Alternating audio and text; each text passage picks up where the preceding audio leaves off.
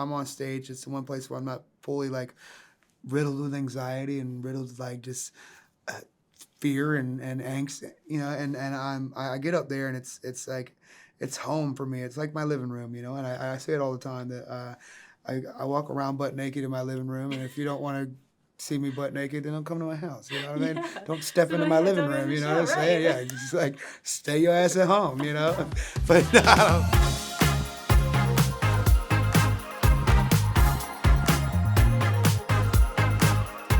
Hey friends, it's your girl Emily Girl. We're back here at our iHeartRadio headquarters, and we have something special for you today. Teddy Swims is here. Thank you so much for having me. It's album release week. I just found out you're a Dogs fan. Yeah, man, go Dogs. I Good didn't day to be realize us. you were from Georgia. 'Cause, Yeah. I'm from Georgia too, so I love it. Rockdale County, man.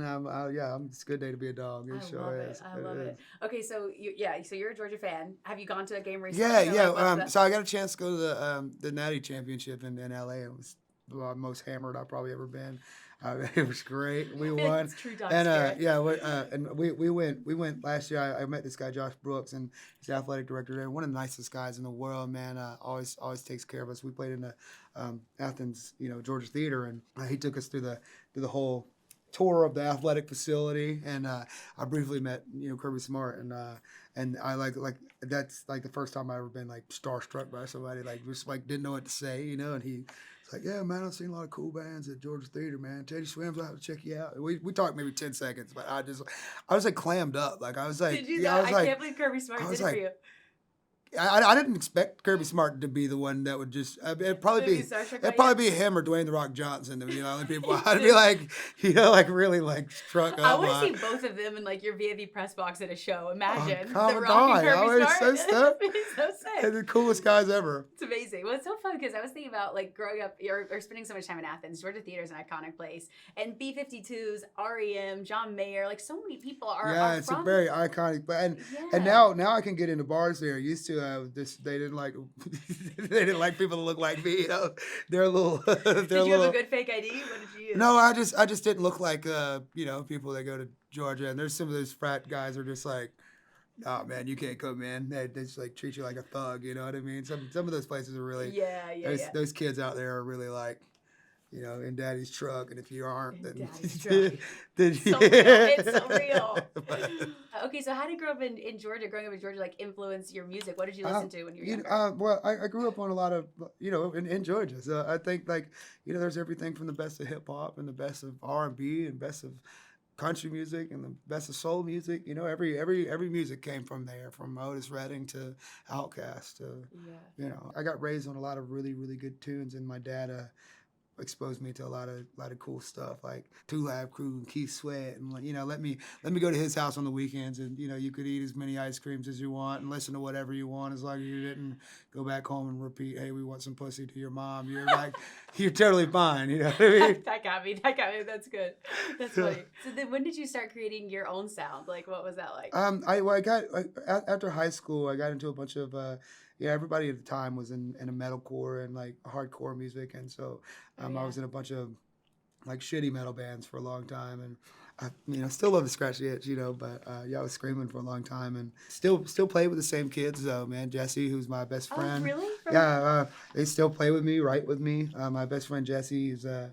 I did theater with him and everything. We grew up together, and my bassist, I've known him since I was in 5th grade. So I still just do the best job with my pals, and they're the coolest kids in the world, man. And I'm very, very, very fortunate to be able to have the same kids. It's so lucky to grow up with these very particular. So I think being that small town in Conyers, like we stuck together into people that really were lost in the point at the same bar, but we're out of there.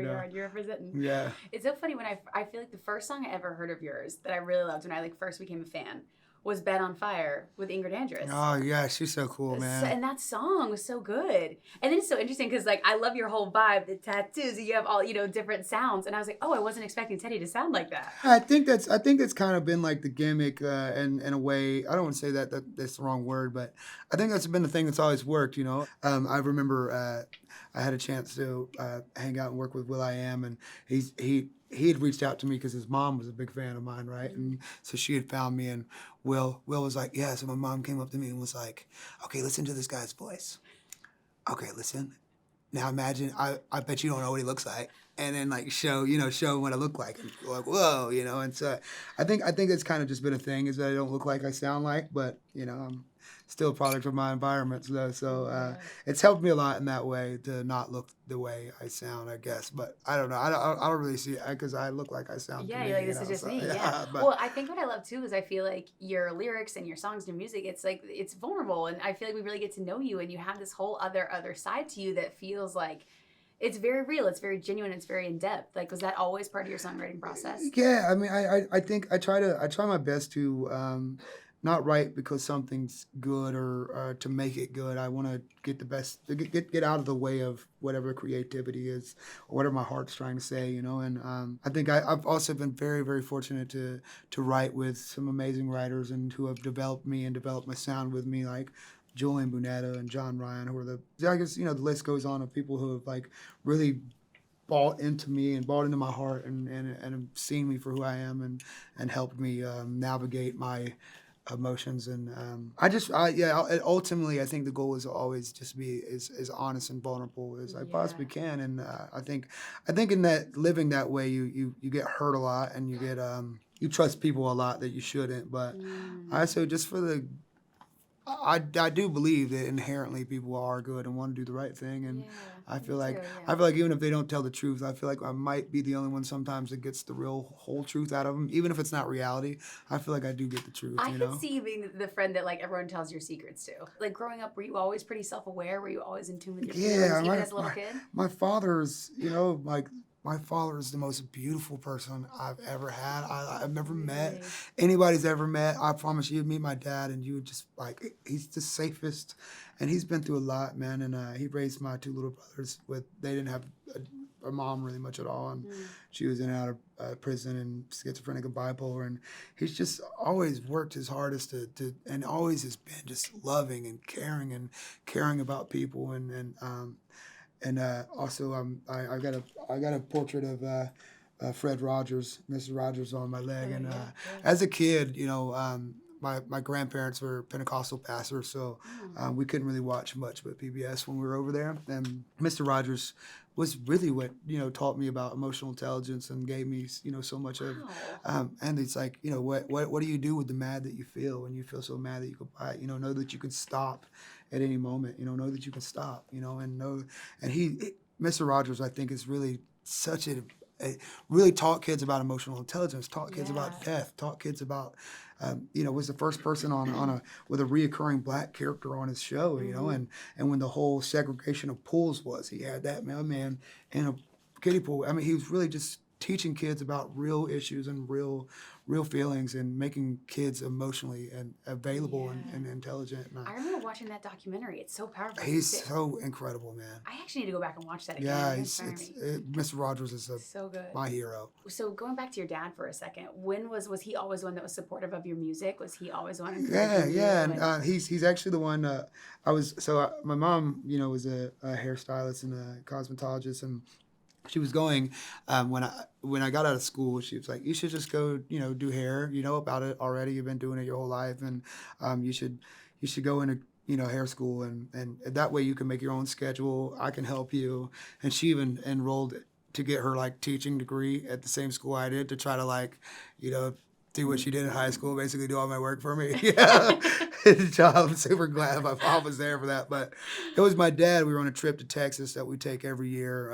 He had told me I was 19, and he was like, "Son, if you want to sing and you want to do this and you really feel like this is what your calling is," he's like, "You promise me you'll never go back to school and you'll drop out. And I wish I could help you. I wish I had the money to do better for you or give you opportunity, but he told me, like, promise me you'll never go back." And I didn't. And when I turned 29, 10 years later, first thing I did is when I got my deal with Warner, is I bought him a truck, and we were broke down on the side of the road forever, and so now he's got like a consistent vehicle that does it. He's so proud of it too, man. Oh Like man. it takes to get cleaned, detailed like every week. He's just like keeps that thing spotless, man. Yeah.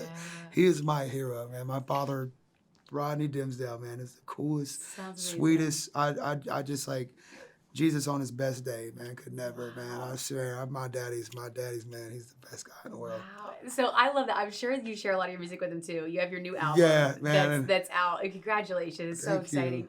you. Who is like the first person when you're creating something, you're ideating something like this? Who's the first person you share it with? Man, I sent a lot of things I'm proud of to my pops, and then depending on the song, I'll send it to my mom too. But she's if it talks about anything like, if I'm sad about anything, or it gets a little on the religious tiptoeing line where I don't feel like the same way, I can't really share a lot of those things with my mom because she's very stuck in her ways on that. She's like, "You sound very sad. Are you okay?" But she's praying,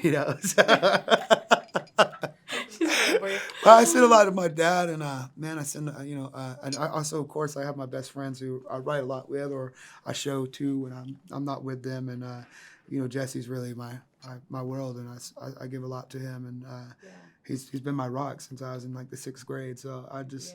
He knows if I'm circling around the same idea or like what I'm going through and everything. You don't have many people you can be 100% honest with, like about everything, like 100%. The shitty version of yourself, everything, like the bad mistakes you make. And so I'm very glad to have people in my life that I can really be 100% honest with. Yeah. Like no holes, like just 100%. I was also reading an interview with you, and you said that you're a bit of an overthinker. It can be when it comes to your music. Of course, yeah. Did you overthink this album at all? What pieces were you nervous about? No, I tried to, because I found that really the only reason that like you could get into a writer's block or a situation like that is when you're trying to guide the creative experience too much, or you're trying to make something good, or you're trying to make it sound like this for the feeling of this. And I'm trying to just get out of the way of everything but my feelings now. And I feel like this album is the first time I've truly done that, and really just been the most honest, burnable person. Like I haven't wrote this stuff or written this stuff for anybody. This stuff is really truly just for me and for my healing journey and my and I feel like it's going to be and is already becoming the most relatable thing, because I don't it's very much a breakup record and very sad, but we need some good stat. Honestly, everyone can relate to that. It's exactly what I'm going through in my life right now, and I'm glad to share it and take steps towards like just saying, hey, I'm going through this. You won't listen to this album and get like any closure by any means, or get like an answer to your issue, but you'll at least have somebody that you'll say like it's okay you feel this way, you're not fat or stupid or ugly. I know I'm talking to myself, but you're not dumb for feeling the way you feel, but it's okay, and you're allowed to feel that way, and you can stop that at any point. You can do anything you want to make that to navigate those emotions, and do it correctly and not take it out on people. Right. Do you feel like this album like captured like a very specific moment in time for you? Or is it still where you're at right now? At both. It's so crazy because I have been and it's just recently ending, but I had been in quite a rough situationship, I guess you can call it, relationship, and there was some things I was writing that I was going through then, and some things I was writing about possibly the future of then, and it's quite nuts because as this record is pouring out, there's things that I'm listening to that I wrote a couple months ago that I'm like hearing from myself and learning from myself, and be like, oh my God, like it was like I knew I was going to be dealing with this or something. It was like preemptively. Yeah, it was like things like I've like made decisions in certain things and like, oh whoa, I've like, or there's songs now that I was writing at the time that were emotional, but I listen to now and like this song Last Communion, and like I was like sobbed like listening to it. I'm like, I mean it felt honest and like real at the time, but I was like I like had the song like fall into my lap when I didn't even quite need it, at that moment. And then now it just means something so different, and so it's growing with me and actually showing me things, and I guess life imitates art or vice versa or whatever. Yeah. So your track list, you're exploring heartbreak. Are there other themes that are sort of in the? Not really. It's heartbreak. Okay. Okay, so it is about, I mean, it's so much about, it's just like a journey of like learning to not put your entire being into someone fixing you and Mm. and not being unfairly and I've been on both sides of that coin and unfairly making somebody in charge of my happiness or Yeah. me being that for them and you know and and substance abuse and alcohol and just and my relationships and how I've treated people and people have treated me and how I've unfairly made people my world that shouldn't be and there's you just can't rely on people for your happiness and Totally. and in my journey into feeling like I am lovable and I'm and I'm worthy of love and I could also do that myself for myself and so I think there's just themes of that all through the whole thing but it definitely is in guise of heartbreak I guess in its entirety. But now you're here, you're healing. I feel like, are you about to enter in like your reputation era? I feel like you're about to. I hope so. That'd be really nice. Yeah, yeah. Well, any era that would be super. All of her eras are better than anything I've ever done. So yeah. Please. Are you a Swiftie? You're a Swiftie? Not much so, but I mean what she's done for Yeah, culture and who she is, and Yeah. the win. We are rooting for her, and I think she Yeah. deserves everything. And Yeah. but I don't. It's just hasn't been like growing up in in my circumstance and you grew up in the hood of Atlanta and listen to Taylor Swift I just didn't get exposed to a lot of that what I mean so I missed that boat Okay, so going back to you for a second, are you like a hopeless romantic? Yeah, I'm learning that I'm the kind of person and I'm learning really learning to not be this way because things take time and I'm like he kissed me one time and I'm like oh, we're in love forever everything there's no compartmentalization skills what I mean I'll just like oh okay so you love me like we're together forever we're having kids and like it's like and I'm just such an awful trauma dumper and love bomber I'm just like funny. I'm just I try to even not go out anymore because I know I'm gonna be out 3 a.m. just dumping my entire life story on some stranger, over promising like, man, you're my best friend. Never met a friend that ain't my best. You know what I mean? So I'm just like, dude, I can't.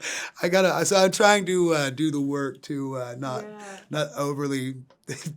Here I am. Take me, rock me like a hurricane. Oh my God, I feel like that should be a track. Here I am, rock me like a hurricane. Okay, but let's go back to your album title. I've tried everything but therapy. Part 1. Have you tried therapy? Are you in therapy? So this album is a promise to myself to get into therapy. So now it's out that I'm starting and finding my person now and taking the steps to get into it and do it. So this was I kind of named it that as a way of kind of buying myself a little more time to be a piece of shit for a little longer. You know what I mean? Yeah. Not that I'm a piece of shit. I'm playing, but So I just wanted to like make a public statement to myself and to people that like I'm going to take the step, and ask for help and do the right work. So it was just kind of that name too. To make sure I keep that promise to myself because now that I've just blurted it out to everyone in every interview I have to do this now because if I don't they're like just have to go for it now. Okay, and then obviously it's part 1, so does that mean there's a part 2? Yeah, and it's not like together or done. I named it part 1 because I felt like there was a lot more I wanted to say. And as I enter into this journey, that I feel like on the other side of part 2 will be some, hopefully some life lessons and some more, some answers to these questions I'm asking on the first one, and hopefully not just a bunch more answers and a lot more sad shit. Hopefully it's like more like, we love sad shit too. Yeah, it's great. But okay, so this is like the reflective part. And I hope so. That's the plan anyway. If it's not, and I just have more sad shit to say, then I'll just wait on part 2 and I'll just call it something else. Just call it more sad shit. More sad shit. I love it. More heartbreaks and other songs. I love it. I've learned so much about you today, I feel like. Wow, yeah. But also, as I was prepping for this, I didn't realize that your name wasn't Teddy Swims. No, it's Jayton Dimsdale. Okay, and how'd you get Teddy Swims? I've been called Teddy a lot in my life, because I guess so. I look like that. And Swims is so this started out as really a hip hop project, and I went on my first tour as Teddy Swims is like doing hip hop and rap and I wanted to call myself Swims. It's an acronym for someone who isn't me sometimes, and I thought it was, and then my buddy's like, just put Teddy in front of Swims and call it Teddy Swims. It's way cooler, and I was like, I think that's lame, and he's like, well, you're coming on my tour, so I'm putting on the flyer, and my buddy Tyler Carter named me Teddy Swims, and put on the flyer, and it's stuck. Yeah, and so, but nobody likes their name, I guess, so. No, but Teddy Swims, I feel like it suits you. Maybe, I guess so. I hope so. It looks like it's working, so. It's working. Get Nobody hates it but me. That's another good album title, too. Okay, so you're about to go on tour, too, by the way. So what are you most looking forward to playing these shows? I mean, what's that like for you? Do you like being on the road? Yeah, I love it, man. And I get to do it with my best pals, and it's the best job in the world. And so I always say it's like my living room up there, and it's the one place where I'm on stage. It's the one place where I'm not fully like riddled with anxiety and riddled with like just fear and angst, and I get up there, and it's like it's home for me. It's like my living room, and I say it all the time that I walk around butt naked in my living room, and if you don't want to see me butt naked, then don't come to my house. You know what I mean? Don't step into my living room. You know what I'm saying? Yeah, just like stay your ass at home. But no, I don't not like that. But I really it's best friends doing the best job in the world, and you get to feel that familyship and that community, and I feel like I get to get up there and fall on my face every day and have people who really care and understand and back me up, and it's really, really wonderful. I think it's a safe place for everyone that gets to be in that building. It's a very, very safe place, and it's honest and healing or whatever. I love it. I think I told you this before, but I have a couple of friends that are going to your Atlanta show.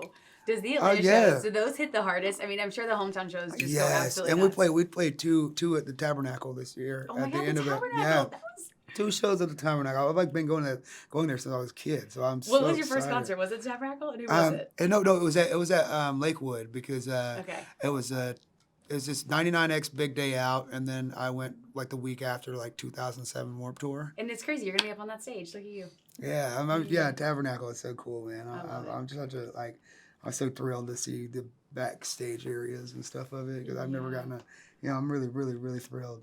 Oh, we're so excited for you, Teddy. Thank you so much for coming here and for sharing like your talents with all of us. We love you here at iHeart. So can we go one more time for Teddy?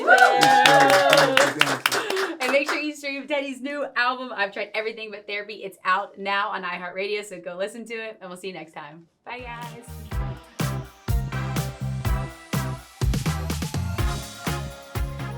Thanks so much for watching. Did you like that video? You can check out more over here, and don't forget to subscribe to iHeart right here. And if you're already a longtime fan, make sure you ring the bell down below so you don't miss a single video. See you next time.